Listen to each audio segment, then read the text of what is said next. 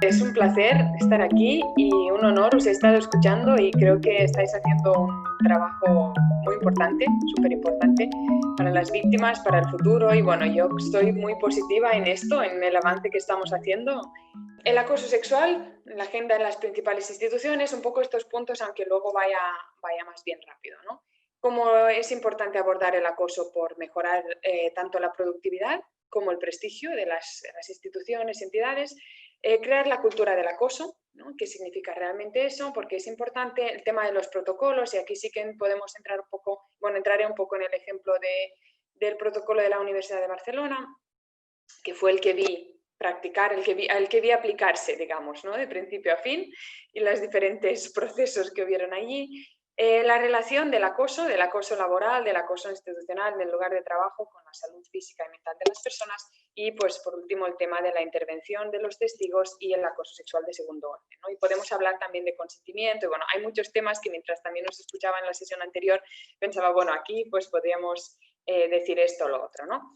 Bueno, simplemente para empezar, hay un acuerdo a nivel científico internacional de que el acoso sexual es ya un tema situado muy arriba en la agenda de las principales instituciones a nivel mundial.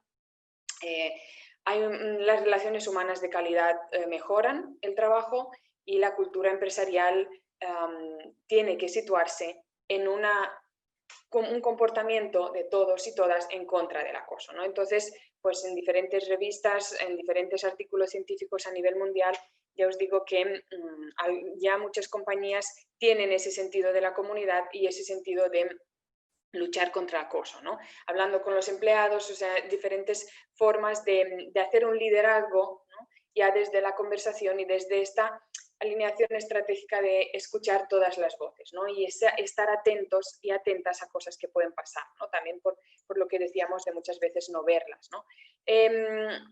El acoso laboral tiene consecuencias muy graves. Ya la Web of Science, esto es donde miramos, ¿no?, los artículos científicos y lo último relevante así a nivel científico en investigación, ya deja muy claro esta correlación entre conductas autodestructivas y acoso en el lugar de trabajo. Por tanto, ¿por qué es importante abordar el acoso? Por muchas razones, ¿no? Obviamente, pero no solo una razón moral y ética, sino también una razón clara y una razón lógica de productividad, ¿no? Pues a las empresas, a las entidades, pues no les interesa también que sus objetivos se lleguen a cumplir de forma favorable, ¿no? Con lo cual, todo el mundo, ¿no?, todas y todos nos beneficiamos de una lucha contra el acoso, ¿no? Por tanto, no lo hacemos porque toca, ni porque quedamos bien, ni porque el protocolo es obligatorio, sino lo hacemos porque realmente queremos identificarnos, ¿no?, con esa imagen pública de mejorar nuestro bienestar y de mejorar nuestras prácticas, ¿no? Por tanto, es muy importante ver que reconocer que tenemos acoso en una institución es mejorar el prestigio de esta institución, ¿no? Pues en Harvard dicen sí, tenemos acoso, y por eso tenemos tantas políticas para prevenir el acoso.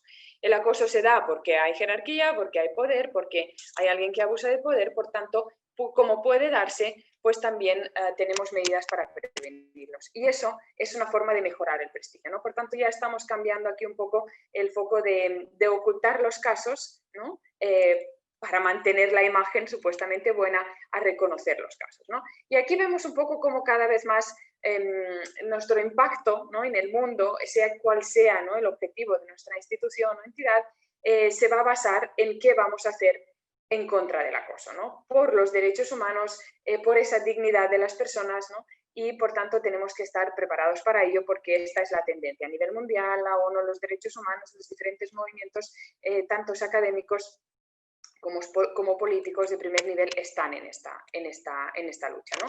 Bueno, la violencia de género en todos sus ámbitos es ya la primera causa de muerte en el mundo, por encima del cáncer, de los accidentes de tráfico y de las muertes, precisamente en mujeres entre 15 y 44 años de edad. Hay muchas razones detrás, pero es importante tener en cuenta el caso, porque ya sabemos que hay violencia, pero es que estamos ya en unos informes, ¿no?, ya muy elevado, porque pasa en todos los contextos, todas las culturas, clases sociales y demás, pero también en todo tipo de relaciones, nos dice aquí la ONU, ¿no? Por tanto, relaciones estables, relaciones esporádicas y relaciones de poder, ¿no? Y ahí es un poco donde entra el tema que nos importa, ¿no? En unas instituciones, en unas entidades, el acoso se da porque hay relación de poder y porque hay ley del silencio, ¿no? Es inmensa, interminable la literatura científica sobre este tema, ¿no? Es decir, está muy relacionada la relación de poder con la ley del silencio. La ley del silencio viene a decir algo que todo el mundo sabe que ocurre, pero que nadie se atreve a romper el silencio, a hablar de ello, ¿no? Esto ya es una cosa que estamos superando últimamente, pero sí es importante saber que, por ejemplo, en el ámbito académico sigue siendo el 88% de casos los que nunca se denuncian, ¿no? Por tanto, lo poco que sabemos es que sabemos muy poco, ¿no? Y que ya es muy grave, ¿no? ¿Y por qué hay eso? Pues porque hay una culpabilización de la víctima, una revictimización, invalidando mitos, falsas denuncias. Podemos entrar un poco en todo ese tema de los mitos que se han ido creando para favorecer precisamente el acoso, ¿no? Y cuál ha sido, pues, el efecto de estos hechos, que ha sido, pues, promover realmente el acoso y dejar que pase, ¿no? Por tanto, hay una resistencia a la ruptura del silencio y en eso pues entraremos más adelante, ¿no? Es importante también hablar de igualdad y acoso, que son dos temas muy diferentes, ¿no? Es decir, no es lo mismo luchar porque haya tantos hombres como mujeres en los lugares de poder, en las empresas, ¿no? Es importante también, pero es otra lucha, ¿no? Y es importante también relacionar que el acoso y la igualdad en las empresas sí están relacionadas, ¿no? Porque nos dice aquí la Organización Internacional del Trabajo que si tuviéramos en cuenta realmente los casos de acoso, veríamos cómo es el acoso lo que impide muchas veces la igualdad en el lugar de trabajo, ¿sí? Por tanto, las políticas de igualdad, si fueran unidas a las políticas contra el acoso, para la superación del acoso, pues mejoraría también la igualdad, ¿sí? Por tanto, reconocer este tema es muy importante. Y aquí hay algunos estudios, ¿no?, que ya podemos entrar si queréis, pero simplemente mostraba algunos que relacionan, ¿no?, el acoso con la igualdad. Como os decía, hay también la importancia de abordar el acoso para romper el techo de cristal, ¿no? Es decir, que lo que se ha ido viendo es una correlación entre que las mujeres van abandonando sus puestos de trabajo o no van llegando a esos puestos de poder por una incomodidad en el lugar de trabajo, ¿no? A nivel internacional se ha definido así y es así, pero incomodidad sería relacionar un poco el acoso. Por eso una cultura contra el acoso viene a decir una realidad en las que todas y todos luchamos contra el acoso, ¿no? Y luchamos contra esos comportamientos que vemos que no son normales, ¿no? Pues bueno, el techo de cristal está relacionado directamente con el acoso en infinidad de estadísticas de empleo, de Eurostat, de muchos artículos a nivel científico internacional en las revistas más leídas en este aspecto, ¿no? También un neurocientífico de Harvard, Edward Gardner, ya nos publicaba, y esto salió bastante en la prensa también, como una mala persona no puede ser un buen profesional, ¿no? Y una mala actitud no es una buena persona. Entonces eso también es importante tenerlo en cuenta para no separar eso de, bueno, pero es muy buen profesional, ¿no? Aunque, y no es aunque, ¿no? Obviamente. Bueno, entonces la cultura empresarial, o sea, el bienestar empresarial y todas, y también lo dice así la ciencia, ¿no? Aquí tenemos un estudio, ¿no?, que se publicó en Harvard, que estuvieron un estudio longitudinal sobre la felicidad de las personas, ¿no? Directamente, ¿qué es lo que da más felicidad a las personas a largo plazo? Entonces estuvieron rastreando durante 75 años la vida de 724 hombres año tras año, ¿no?, preguntándoles por sus vidas, su vida hogareña, su salud, su trabajo y demás, ¿no? Sin saber cómo iba a ir su vida. Uno de los presidentes de Estados Unidos fue parte de este estudio. Entonces, bueno, lo que nos dicen, ¿no?, después de estos 75 años de trabajo, ya los primeros estudios afirman que el mensaje más claro es que la felicidad no depende, ¿no?, ni del dinero ni de la fama, sino de la calidad de nuestras relaciones, ¿no? Esto de la fama y el dinero viene por una encuesta previa que hicieron, que todo el mundo decía que en sus vidas querían tener fama y dinero. Bueno, entonces la segunda lección más importante que nos dan es que tampoco tiene que ver con la cantidad de amigos que tenemos, tampoco con tener una relación estable, sino que la clave está en la calidad de nuestras relaciones más cercanas, ¿no? Se entiende que las relaciones laborales también forman parte de esas relaciones cercanas, ¿no?, porque estamos pasando mucho tiempo ahí, ¿no? Por tanto, la transformación es posible, ¿no? El bienestar ambiental, ¿no?, este lugar de trabajo que decíamos, este medio ambiente confortable, pues puede serlo, ¿no?, y mejora el estado personal y colectivo de la empresa. Bien, ¿cuál es el contexto que tenemos? Y sobre todo en la academia, ¿no? En la academia tenemos un contexto que estamos cambiando, ¿no? Como os decía al principio, de que muchas veces es peor denunciarlo que sufrirlo, ¿no? Esto lo dicen las víctimas. Hay una indiferencia, hay una tolerancia ahí en la cultura, ¿no? Una impunidad desde los acusadores, una falta de responsabilidad institucional, este es un tema también importante, poco apoyo a la víctima, que todo esto se refleja en miedo a informar y ese efecto silenciador, ¿no? Eso, como decíamos, de no reconocer que estas cosas pasan, ¿no? Por tanto, lo que queremos es eso, es precisamente cambiar una organización permisiva, ¿no? Y sobre todo esto también lleva al acoso de segundo orden, que entraremos más al final. Bien, en este contexto nos llegan los protocolos, que los protocolos llegan a raíz de un primer proyecto de investigación que se hizo en España, ¿no? En violencia de género en las universidades españolas. Fue un proyecto I+D dirigido desde la Universidad de Barcelona, pero en el que colaboraron varias universidades. Y este proyecto pues, acabó publicando una guía de prevención y atención a la víctima de violencia de género. Tuvo mucho impacto científico, mucho impacto social, pero también impacto político, porque se publicó, ¿no? Como sabéis, la Ley Orgánica 4/2007, el 12 de abril de universidades, que obliga a las universidades a contar entre sus estructuras con organizaciones y unidades de igualdad para el desarrollo de las funciones relacionadas con la igualdad entre hombres y mujeres, ¿no? Esto fue consecuencia de la difusión de la investigación que se estaba realizando, de su transferencia ya desde hace ya tiempo, ¿no? A parlamentarios y parlamentarios de diversos grupos políticos que asumieron las propuestas que se estaban haciendo, ¿no? Y se comprometieron a incluirlo en la ley, y así fue después, ¿no? Entonces, bien, tenemos protocolos, ¿no? Y que tardaron también en llegar a las universidades, pero aquí tenemos, pues, un poco, bueno, os quería contar, ¿no? Un poco el caso del protocolo de la Universidad de Barcelona, que fue el primer protocolo que se aprobó, uno de los primeros de las universidades españolas en 2011, solo había uno antes, o sea que se aprobó en noviembre del 2011. ¿Y qué pasó anteriormente? Pues en septiembre del 2011 denunciamos, ¿no? Como decía Silvia en la presentación, al catedrático más reincidente y más denunciado de la Universidad de Barcelona. Fue la primera denuncia y es la que, bueno, hizo que se aprobara el protocolo, ¿no? Podéis preguntar cualquier tipo de detalle, más está todo ya en la prensa, ya está ahí un documental sobre ello. Yo fui la primera víctima que inició la denuncia con la ayuda del catedrático Ramón Flecha, que denunció por mí en ese momento, y a partir de ahí, pues 14 víctimas se juntaron al caso. Hicimos que se aprobara el protocolo y se implementara realmente el protocolo, un protocolo que estaba muy bien, que se había hecho muy bien, muy correcto, ¿no? Con muchas revisiones legales y muy bien, pero la cuestión, ¿no? El problema vino un poco cuando, ¿no? Las personas que estaban puestas a cargo, ¿no? De llevar a cabo ese protocolo eran fieles a la estructura feudal, a la estructura jerárquica que había permitido que 29 años este profesor acosara entre 5 y 6 estudiantes cada año, ¿no? Chicos y chicas. Con lo cual nos encontramos con represalias, con victimización, ¿no? Y también represalias y victimización a la gente que nos apoyaba, ¿no? Todas las personas que me apoyaban a mí sufrieron algún tipo de ataque, crítica a ellas, a sus personas, a sus hijos, a sus vidas privadas y demás, ¿no? Con lo cual, no es gratuito denunciar y tampoco lo es las personas que apoyan a las víctimas, ¿no? Por eso hay muy pocas personas que se atreven a apoyar y, por tanto, muy pocas víctimas que se atreven a romper el silencio, ¿no? Entonces, bueno, la pesadilla empezaba un poco después, ¿no? Ya lo recogían después los diferentes medios de comunicación, ¿no? La misma decana de ese momento de la Facultad de Económicas de Barcelona reconoció que no le había sorprendido, ¿no?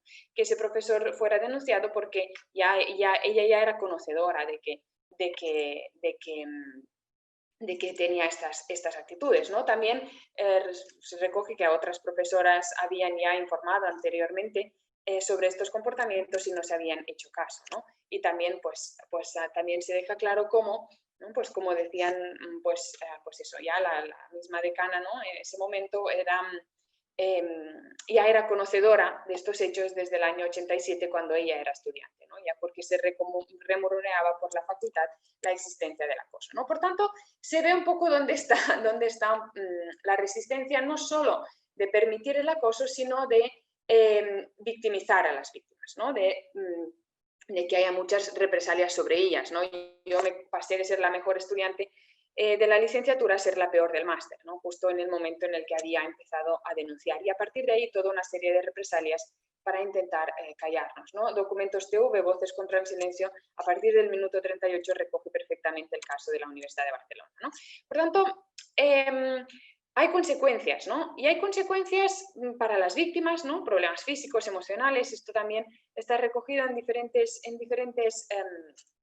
artículos y escritos a nivel internacional, y también hay un coste de la inacción, ¿no? Este es un tema muy importante de que ¿qué pasa si no hacemos nada, ¿no? Pues hay un coste muy importante porque se hace mucho daño, ¿no? Hay unas consecuencias muy negativas, ¿no? Sobre la misma institución, porque se pierde, por ejemplo, personal muy válido, ¿no?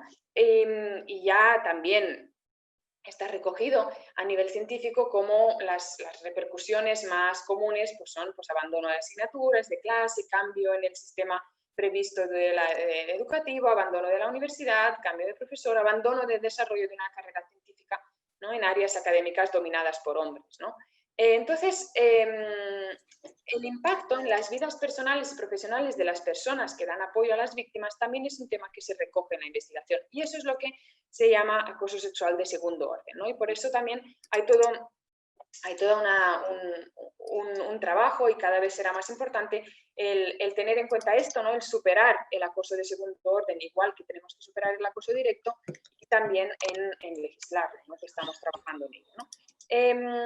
Ya nos dice también, las respuestas y las soluciones están ya publicadas. Esto es uno de los estudios más amplios en Estados Unidos que se hizo sobre acoso sexual de las mujeres en las carreras de ciencias, ¿no? Y querían dejar claro pues, que el acoso no está tolerado, ¿no? ¿Qué hay que hacer? ¿No? Hay que decir, pues hay que dar respuestas y soluciones de cómo definimos el acoso, cómo comunicamos las consecuencias y cómo prevenimos las represalias, ¿no?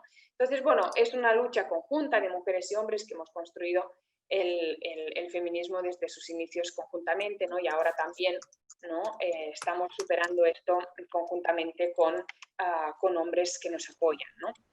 Y en contra quizás de mujeres que no nos apoyan, ¿no? Por tanto, es un tema de todos y de todas que somos feministas, por lo tanto que nos posicionamos del lado de las víctimas, ¿no? Las estrategias: romper el silencio, apoyo y solidaridad con las víctimas, esto fue muy importante, y posicionamiento de la institución. Este es un tema en el que insistiré bastante porque el compromiso de la institución, la entidad, ¿no? O lo que sean para implementar las medidas, ¿no? Es incluso muchas veces más eficaz que la propia medida, ¿no? Por tanto, ¿qué debemos hacer los cargos de responsabilidad? Pues posicionamiento, ¿no? Creer, escuchar y apoyar a la víctima, ¿no? Esto en la red solidaria de víctimas que creamos fue nuestro primer punto, ¿no? Mantener la confidencialidad que decías antes es un elemento muy importante, muy importante. Cualquier denuncia se convierte en ejemplo para otras denuncias, para otras víctimas, ¿no? Por tanto, es clave que cada cosa que hagamos sea muy importante porque es un mensaje para las demás personas, ¿no? Que están mirando y están pensando qué hacer, ¿no? Por tanto, pues abrir los ojos y no mirar para otro lado, ¿no? Pero bueno, la buena noticia es eso, es que todos podemos hacer algo, ¿no? Y no quedarnos en silencio, porque eso es dejar que el problema pase, ¿no? Bueno, y en estas estrategias de abordar y superar el acoso en las universidades nos encontramos con la estrategia más común a nivel internacional, que es el bystander intervention, que es la intervención del testigo, ¿no? De aquellas personas que ven las cosas, ¿no? Y el apoyo y solidaridad con las víctimas, ¿no?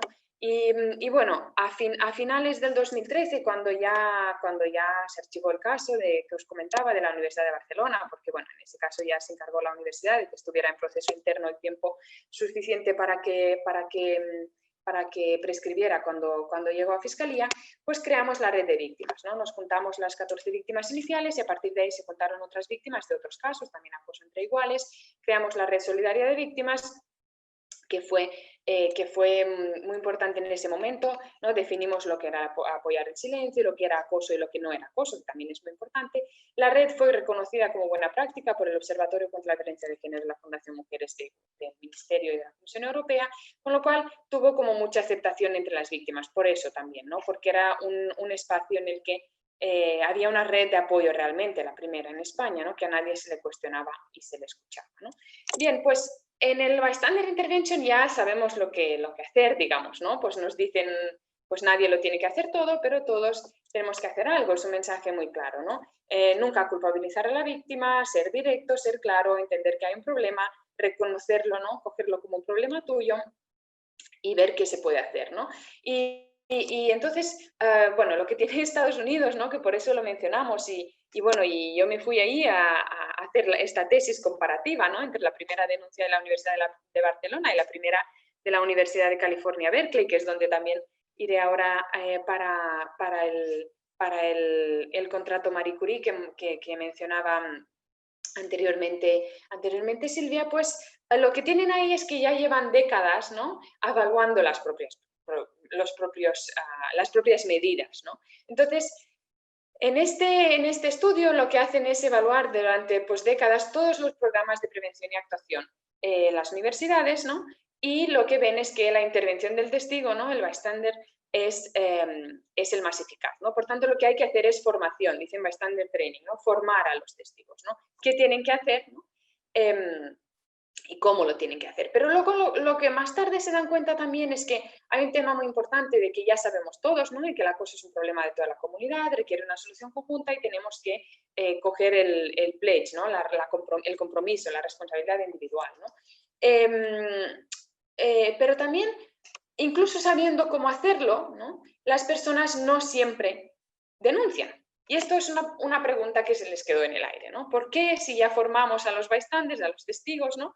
¿Por qué no se atreven? ¿No? Y no se atreven porque las consecuencias negativas les repercuten a ellos, ¿no? Es decir, incluso no siendo víctima directa, te repercuten las consecuencias de lo que podría serlo, ¿no? Por tanto, aquí es un poco el tema del acoso de segundo orden que quería acabar con él, ¿no? Que es todo aquel tipo de acoso que sufre una persona por apoyar a otra, ¿no? Este tema se publicó en los 90, ¿no? Cuando se dieron cuenta que después de tener las medidas, ¿no? En Estados Unidos, pues la gente no denunciaba, ¿no? Y vieron por qué no tenían apoyo, ¿no? Y lo trajimos a España, pues en el 2017, y a partir de ahí, pues ya os digo, será pues cada vez un tema más importante porque pusimos nombre a una realidad que todo el mundo sabía que estaba pasando, ¿no? Porque en esa primera jornada que se celebró sobre este tema, pues las personas decían que el acoso de segundo orden puede pasar en cualquier espacio, en la comunidad, en la universidad, en la esfera política, judicial, en la prensa, ¿no?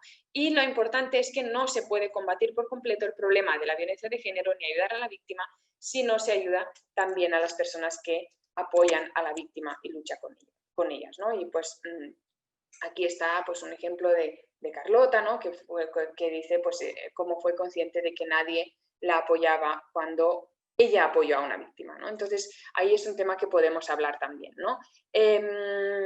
Los que nos insultaban se sentían apoyados, es decir, estos son como testigos de personas, ¿no? Que dicen, ¿no? Que sufrieron, ¿no? Y cuando no hay nada más duro para una víctima es sentir que nadie te apoya, ¿no? Pero bueno, estamos en el primer paso, que es el reconocimiento público de este tipo de violencia, ¿no? Por tanto, es un claro posicionamiento de rechazo, ¿no?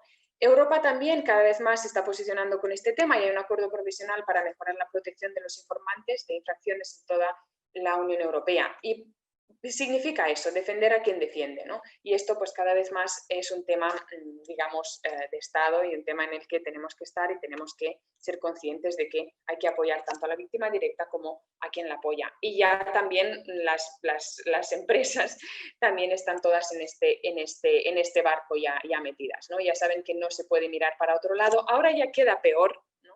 Esconder un caso que reconocer un caso y que hacer algo, ¿no? Por tanto, ya las compañías ya tienen un presupuesto que tienen destinado a este tema. Y bueno, la reflexión final con la que acabo ya es que con el tiempo, ¿no? Van pasando los años y todo acabará saliendo a la luz, ¿no? Entonces, ¿qué diremos cuando nos pregunten ¿y tú qué hiciste para apoyar porque estabas ahí? Y nada, dejo un tema para el debate y muchas gracias.